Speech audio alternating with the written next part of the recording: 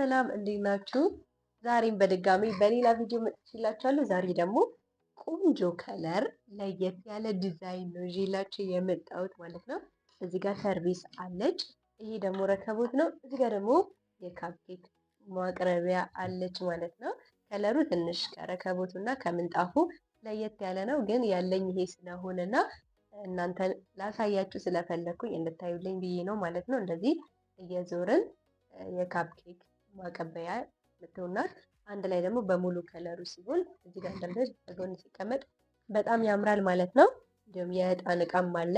ከለሩን እንግዲህ በተቻለኝ መጠን ከዚህ ጋር ለማመሳሰል ሞክሬያለሁኝ ማለት ነው።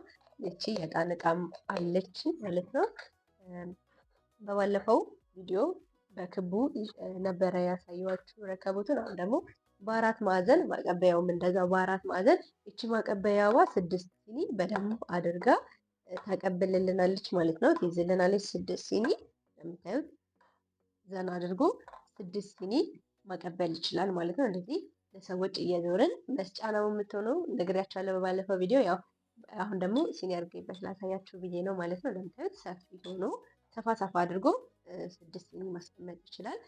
ጠበብ አድርገን ማስቀመጥ ከፈለግን ደግሞ ከ6 ሲኒ በላይም ይይዛል። 4 8 ሲኒ መያዝ ይችላል ማለት ነው። ምንጣፍም አለው ከታች በተመሳሳይ በዚሁ ከለር ነው የሰራሁት። ምንጣፉንም አንድ ላይ ሙሉ ከለሩ ወጥ ሲሆን በጣም ያምራል ብዬ አስባለሁኝ። እና ተደራራቢ ነው እንደምታዩት ከታችም ከላይም አለው ረከቦቱ ማለት ነው። ከታች በጣም ብዙ እቃ ለመያዣ ያገለግለናል። በጣም ብዙ እቃ ይዘልናል።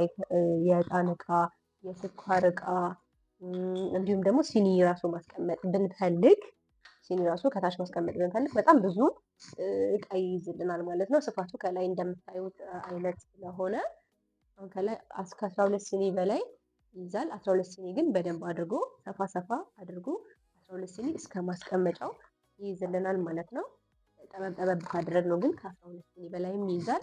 እዚህ ጋር ከታች ደግሞ የዕጣን እቃ ለዚች የዕጣን እቃ እንዲሁም የተለያዩ እቃዎችን ለማስቀመጫ በደንብ አድርጎ ይይዝልናል ማለት ነው። ከለሩን እኔ በጣም ነው የወደድኩት። እናንተ ደግሞ እንዴት እንዳያችሁት እንደሚመስል ቆንጆ ነው የሚል አስተያየትም ካላችሁ ወይም ደግሞ ይህን ብትጨምሪ ብትቀንሺ የምትሉኝም ነገር ካለ ደግሞ እቀበላለሁኝ ማለት ነው። እነዚህ እንግዲህ ረከቦቶች በፊት እናቶቻችን በሰፌድ መልክ ነበር ይሰሯቸው የነበረው እና ያንን አይዲያ ነው ወደ ረከቦት አምጥተን እንግዲህ ባህላችንን እናቶቻችንንም ላለመርሳት እንደዚህ ያደረኩት ማለት ነው።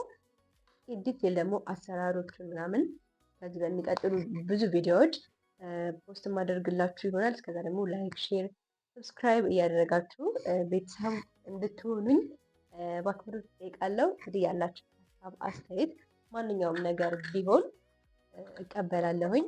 ከዚህ በሌላ ቪዲዮ እስከምንገናኝ ድረስ ባይ።